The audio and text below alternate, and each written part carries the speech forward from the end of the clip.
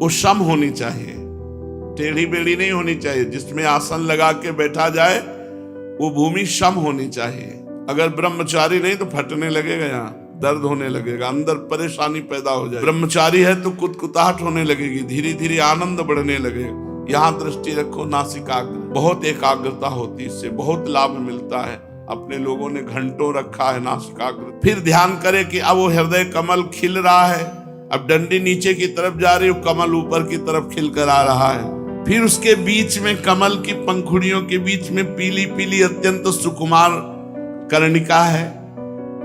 इनके अतिरिक्त और भी कई सिद्धियां हैं, जैसे बिना खाए पिए बहुत समय तक रहना, जैसे बहुत दूर की वस्तु बैठे बैठे देख लेना, बहुत दूर की बातें सुन लेना, मन के साथ ही शरीर का उस स्थान पर पहुंच जाना। चिंतन किया, अमेरिका पहुंच गए बिना विमान के, सबसे बिना नच के आज्ञा पालन करा लेना, ये सिद्धि। कई रूप एक साथ प्रकट कर लेना, कई जगह एक ही रूप प्रकट कर लेना, यहाँ थे वहां थे वहां थे वहां थे, 10 जगह एक ही जगह मिलना।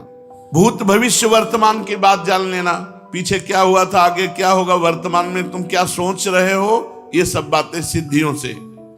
भगवान श्री कृष्ण चंद्रजू से उद्धव जी प्रश्न करते हैं, यथा तुमार विंदाक्ष यादृशं वा यदात्मकं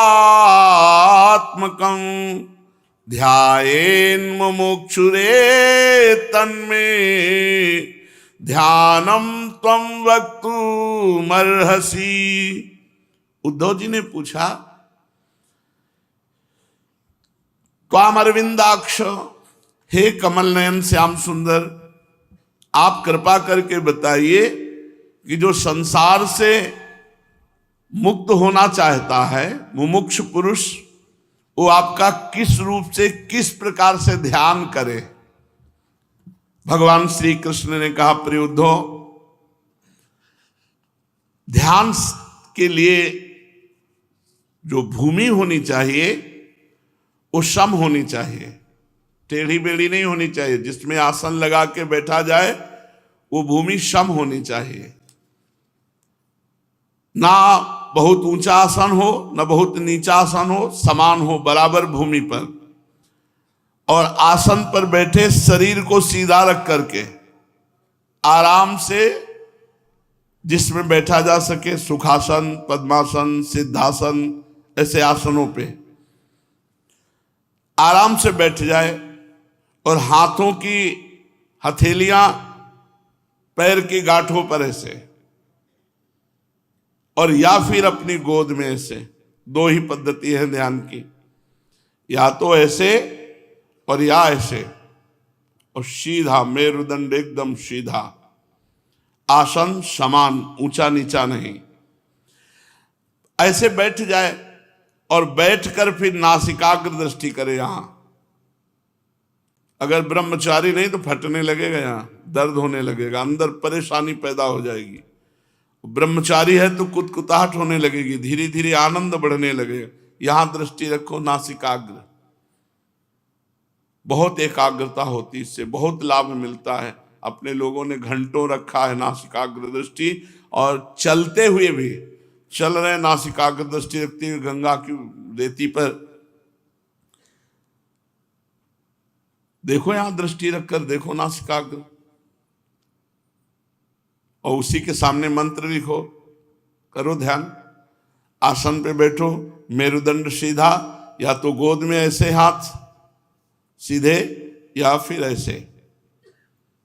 नासिकाग्र दृष्टि, नींद तो आएगी ही नहीं, नासिकाग्र दृष्टि में नींद थोड़ी आएगी।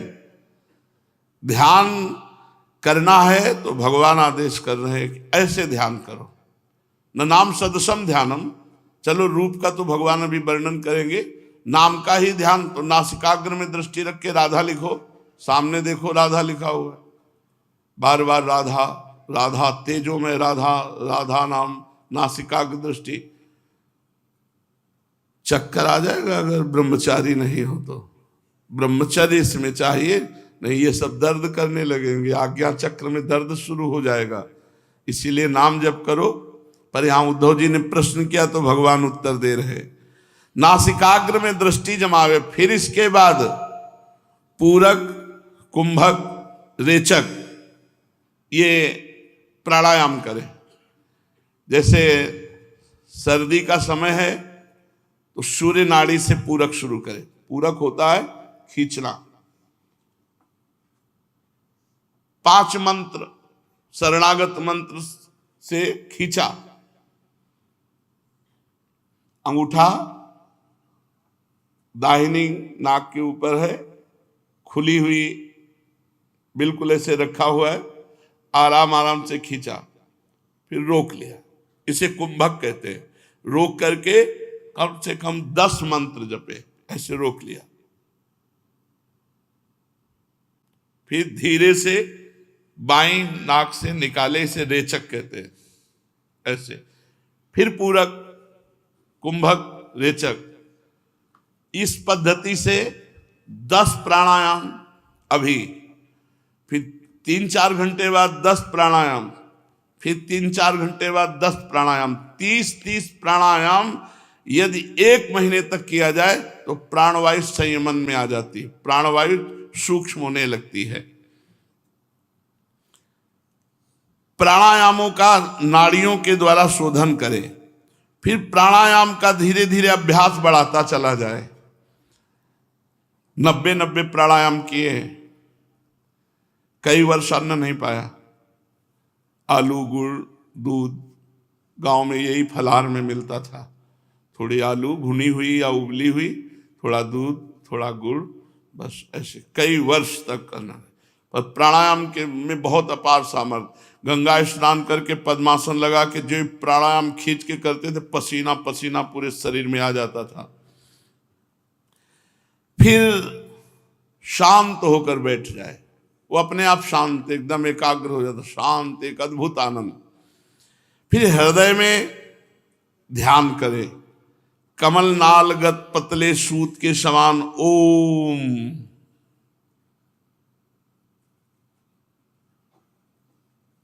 ओमकार का ध्यान करे। फिर प्राणों को धीरे धीरे ऊपर खींचे, यौगिक क्रिया। फिर एक ऐसा भाव करे कि खोपड़ी में जैसे घंटा बज रहा हो, ऐसे घंटा नाद अंदर हो रहा है, ऐसा चिंतन करे, वैसे सुनाई देने लगेगा।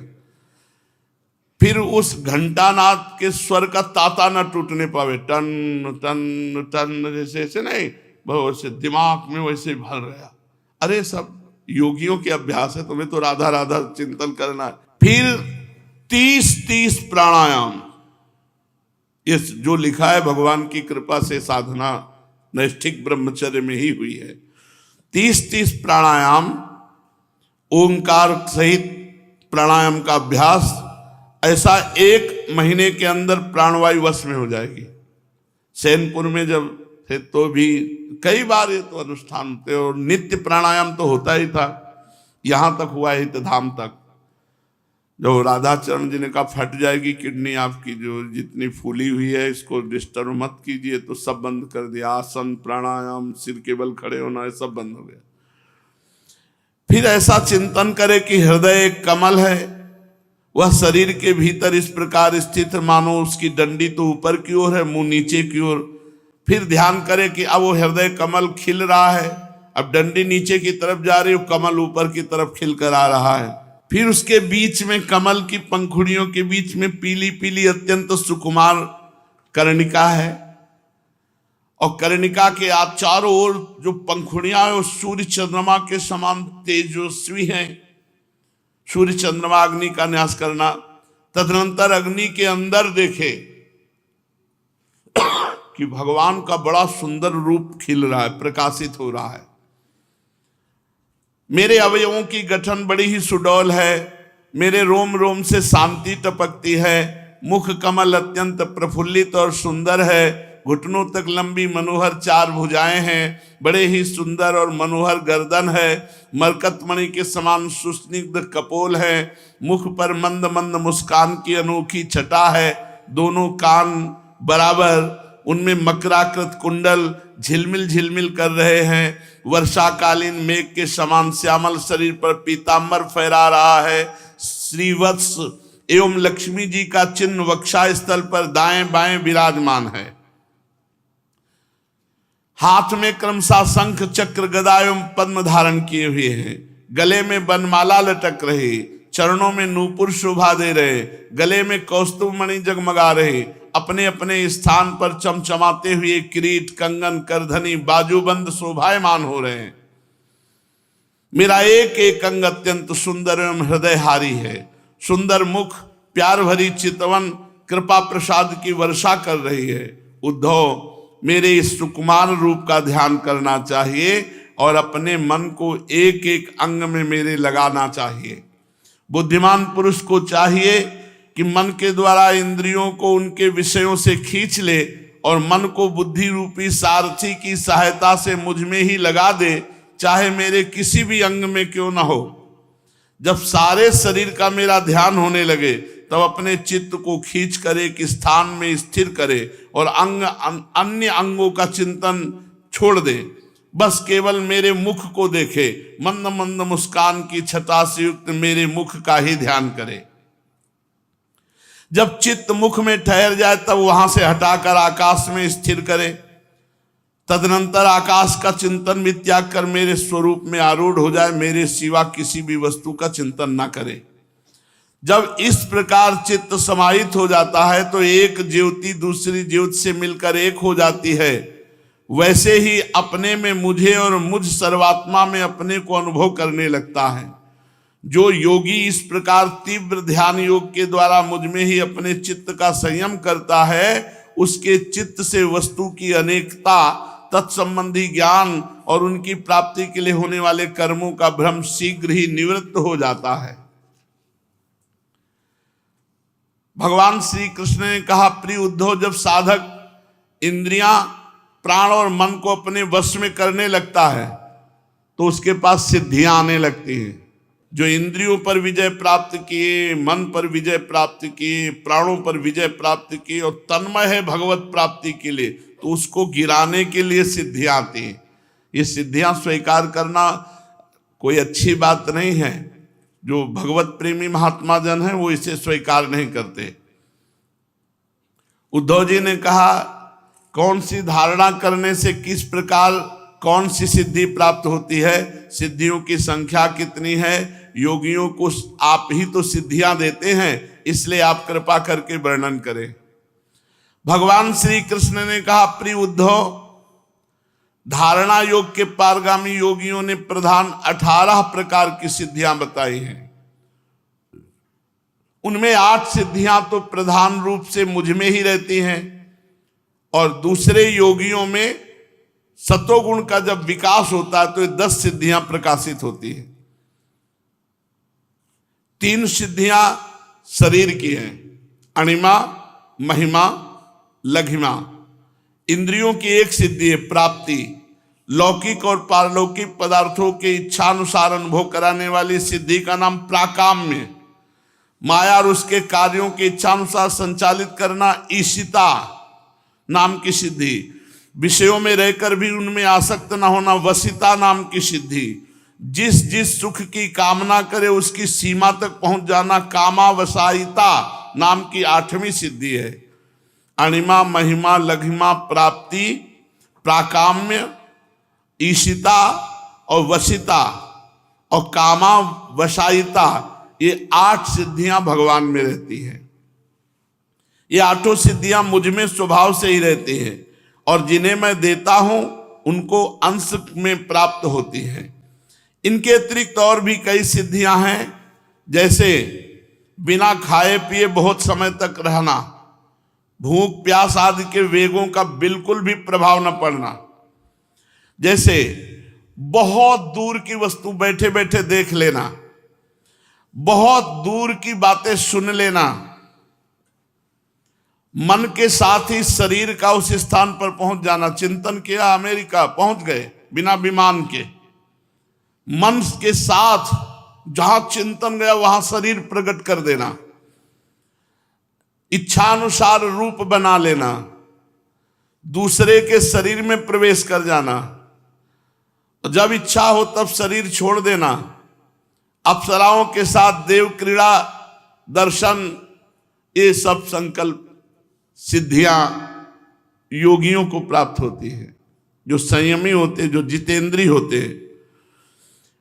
सबसे बिना नन नच के आज्ञा पालन करा लेना, ये सिद्धि। कई रूप एक साथ प्रकट कर लेना, कई जगह एक ही रूप प्रकट कर लेना, यहां थे वहां थे वहां थे वहां थे, 10 जगह एक ही जगह मिलना।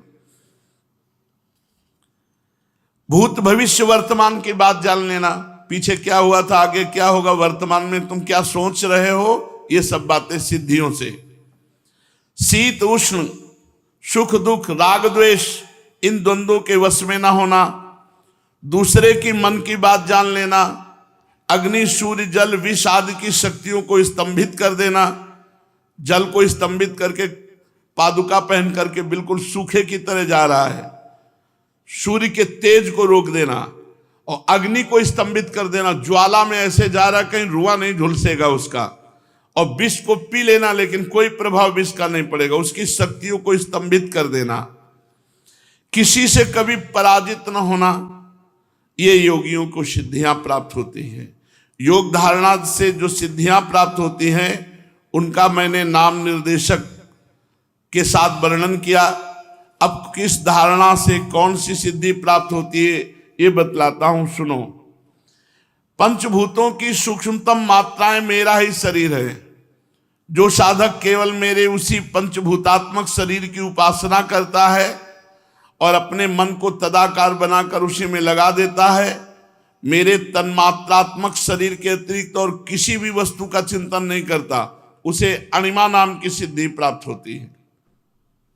अणिमा, पत्थर में भी प्रवेश कर जाना, पहाड़ में भी प्रवेश कर जाना, इधर से उधर निकल जाना, जहां बिल्कुल छेद नहीं है वहां भी प्रवेश कर जाना, अणुता प्राप्त हो जाती है। अणिमा नाम की सिद्धि में वो घोर कठोर पत्थर में भी प्रवेश कर जाएगा, और महातत्व के रूप में भी मैं ही प्रकाशित हो रहा हूं, उस रूप में समस्त व्यवहारिक ज्ञानों का केंद्र हूं, जो मेरे उस रूप में अपने मन को महत्वाकार करके तन्मय कर देता है, उसे महिमा नाम की सिद्धि प्राप्त होती है।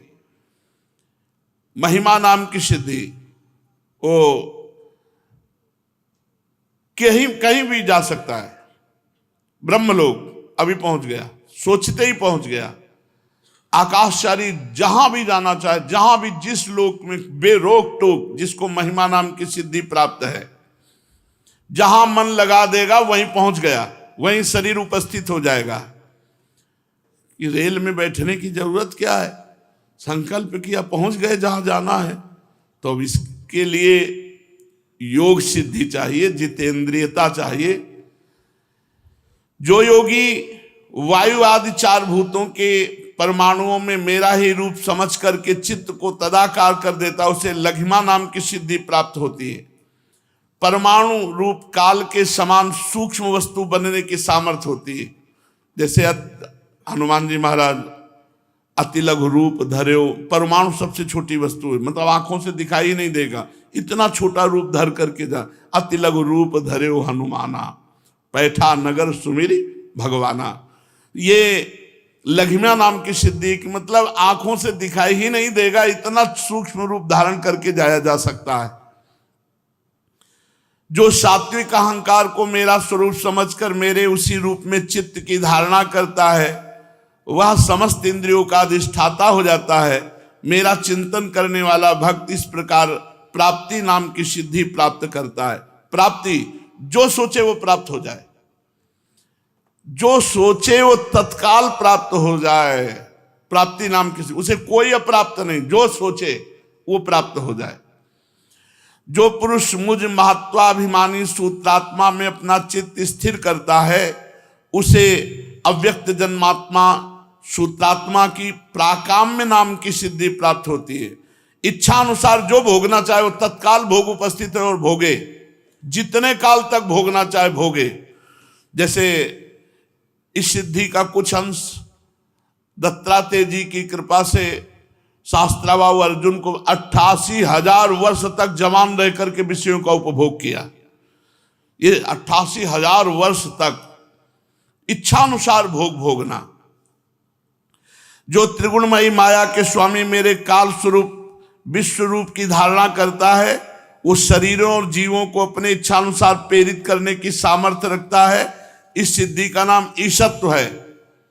जैसा चाहा वो सामने वाला वैसा ही बोलेगा, जैसा चला वैसे ही चलेगा, कोई भी त्रिभुवन में उसकी आज्ञा का उल्लंघन नहीं कर सकता। इसे ईशत्व नाम की सिद्धि कहते हैं। ये पूर्णता भगवान में रहती है और अंश मात्र में योगियों में प्रकाशित होती है। जो योगी मेरे नारायण स्वरूप में, जिसे तुरी और भगवान कहते हैं, मन को लगा देता है तो मेरे स्वाभाविक गुण उसमें प्रकट होने लगते हैं। उसे वसिता नाम की सिद्धि कहते हैं। जिसको चाहे वशीभूत कर ले, जिसको भी चाहे अधीन कर ले, ये भगवान की वसिता सिद्धि, इसलिए भगवान में ये विराजमान है। निर्गुण ब्रह्म भी मैं ही हूं। जो अपना निर्मल मन मेरे इस निर्गुण ब्रह्म स्वरूप में स्थित कर देता है, उसे परमानंद स्वरूपिणी कामावसायिता नाम की सिद्धि प्राप्त होती है। इसके मिलने पर उसकी सारी कामनाएं पूर्ण हो जाती हैं, जो कामना करे। देखो भगवान के भजन से क्या क्या मिलता है। प्रिय उद्धव, वह रूप जो श्वेत द्वीप का स्वामी है, अत्यंत शुद्ध और धर्ममय है।